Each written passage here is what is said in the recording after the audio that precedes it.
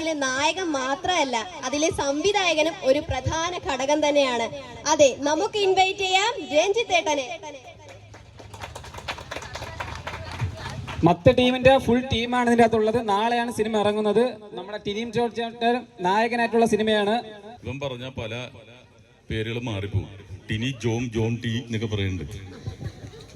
ഞാൻ എന്നെ ആദ്യം പരിചയപ്പെടുത്താം. ടിനി ടോം. നിങ്ങൾക്ക് എല്ലാവർക്കും സുപരിചിതനാണെന്ന് വിശ്വസിക്കുന്നു. അപ്പം നമ്മുടെ പടത്തിന്റെ ഒരു പ്രൊമോഷനായിട്ടാണ് വന്നത്. വലിയ ബ്രഹ്മാണ്ഡ പടമൊന്നുമല്ല, ചെറിയ പടമാണ്. പക്ഷേ സംതിങ് ഡിഫറെൻ്റ് ആണ് ഈ സിനിമ. ഇത് കണ്ടു കഴിഞ്ഞാൽ നിങ്ങൾ ചോദിക്കും ടിനി ടോം എന്തിനാണ് ഈ സിനിമ ചെയ്തതെന്ന്. അത്രയ്ക്ക് ചലഞ്ചിങ് ആയിട്ടുള്ളൊരു റോളാണ്. ഇവിടെ ഏരീസ് പ്ലസിലല്ലേ റിലീസുള്ളത്. ഇത്രയും പേര് കണ്ടാൽ പടം വിജയിക്കും. ഇത്രയും പേര് പോലും വരാറില്ല എൻ്റെ പടത്തിന്, പല പടങ്ങൾക്കും. അപ്പം അതുകൊണ്ട് ഇത് കണ്ണൂരുള്ള സിനിമ ഫാക്ടറി എന്ന് പറയുന്ന നാടക പ്രേമികൾ, നാടക പ്രവർത്തകർ, ഇതിൻ്റെ സംവിധായകൻ രഞ്ജിത്ത് ലാൽ തന്നെ പലതവണ മികച്ച നടനായിട്ട് തെരഞ്ഞെടുത്തിട്ടുള്ളതാണ്. അദ്ദേഹം സംവിധാനം ചെയ്യുന്നു. ഇതിൻ്റെ പ്രൊജക്ട് ഡിസൈനർ അജി മുത്താത്തി, കൺട്രോളറായിട്ടുള്ള ദിലീപ്, പിന്നെ നമ്മൾ പരിചയപ്പെടുത്തുന്ന ഒരു അടിപൊളി പാട്ടുകാരനാണ്.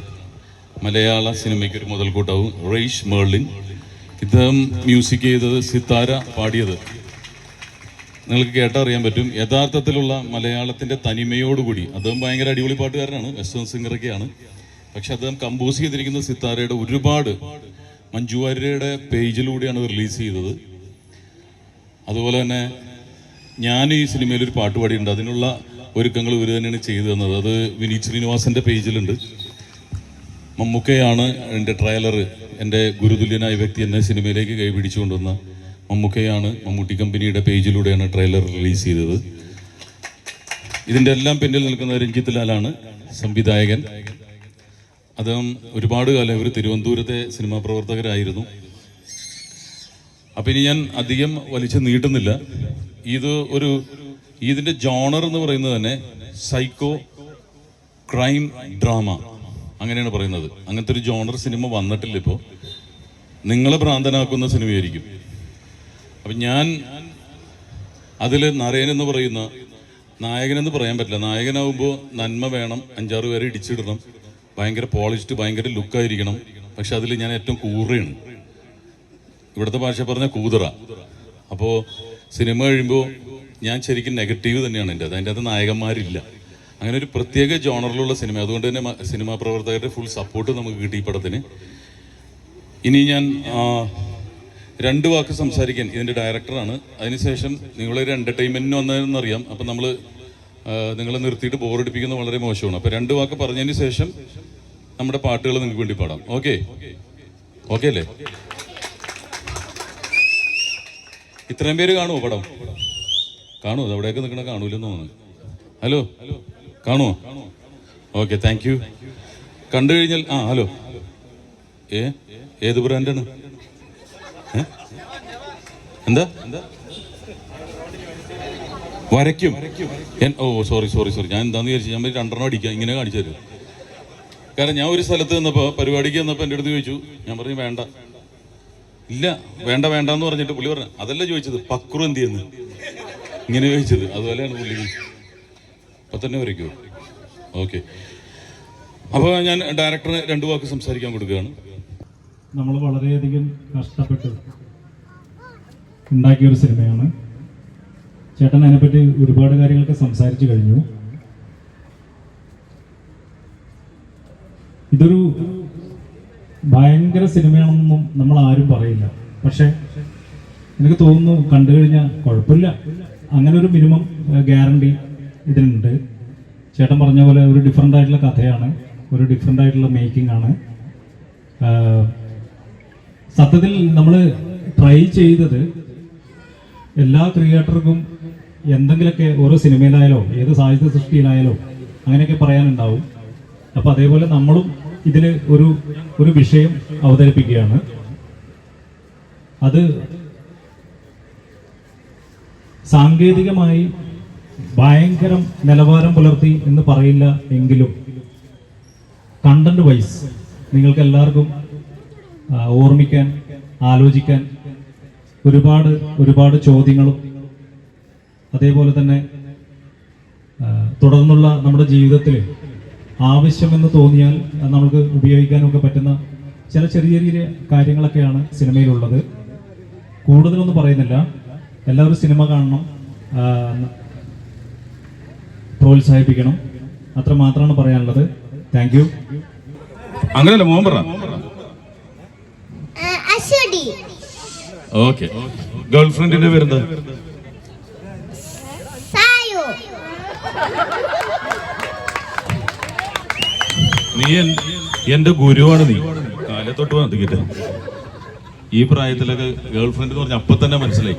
10 ഗുണം 10 ഗുണം. അശ്വതി, നിങ്ങൾ പ്രണയ വിവാഹമാണോ നിങ്ങള്?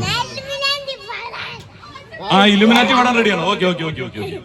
കൂടുതൽ പറയിപ്പിക്കണല്ലോ. ആകെ നാളെ പോലെ ഇങ്ങോട്ട് വരാൻ പറ്റില്ല അശ്വതിക്ക്.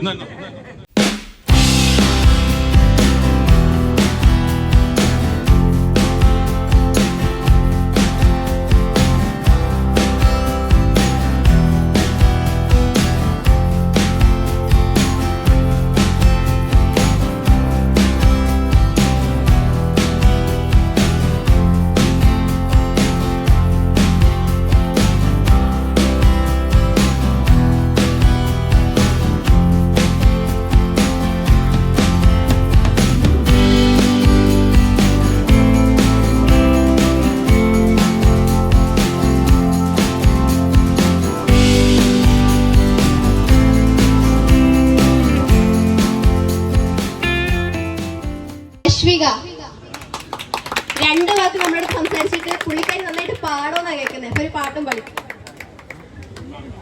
ഹായ്, ഞാൻ ആദ്യമായിട്ടാണ് ഇവിടെ വരുന്നത്. ഈ വീതി ഇവിടെ ഇത്ര ആൾക്കാരുണ്ടാവും അറിയില്ല. ഇത് നാട്ടിലൊന്നും ഇല്ല.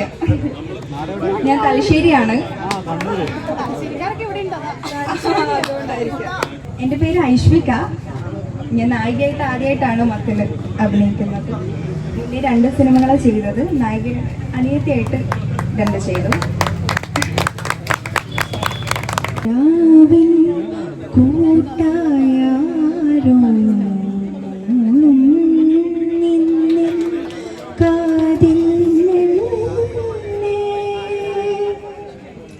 പതിവായി ഞാൻ പോകും വഴി പുതുതായി മാറുന്നു, നിഴലായി പിന്തുടരുന്ന പോൽ തോന്നുന്നു, നിറയുന്നിതെന്നുള്ളവരെ പറയാത്തൊരാനന്ദം പൊരുളുന്നു ഞാൻ തേടുന്നിതാ നിന്നോളം മലരായി മണമായരികെ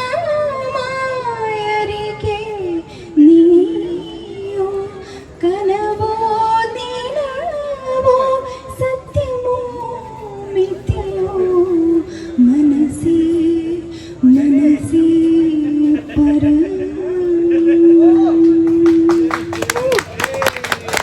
മത്ത് എന്ന സിനിമയില് ടിനി ടോം ചേട്ടൻ്റെ കൂടെ വർക്ക് ചെയ്തല്ലോ മോളായിട്ട്. അപ്പം ചേട്ടനൊരു രസകരമായിട്ടുള്ളൊരു അനുഭവം ഷെയർ ചെയ്യാമോ? ഫണ്ണി മൊമെന്റ്സ് അങ്ങനെ പറയുമ്പോൾ എനിക്ക് മനസ്സിൽ വരുന്നത് അങ്ങനെ പെട്ടെന്ന് എടുത്തു പറയാനില്ല. പക്ഷെ ടിനിച്ചേട്ടൻ സെറ്റിൽ എത്തുമ്പോൾ ഒരു ഓളമുണ്ട്. അതെപ്പോഴാണെങ്കിലും അതാണ് എനിക്കിപ്പോൾ പറയാൻ തോന്നുന്നത്.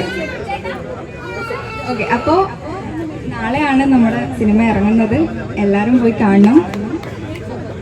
Thank you.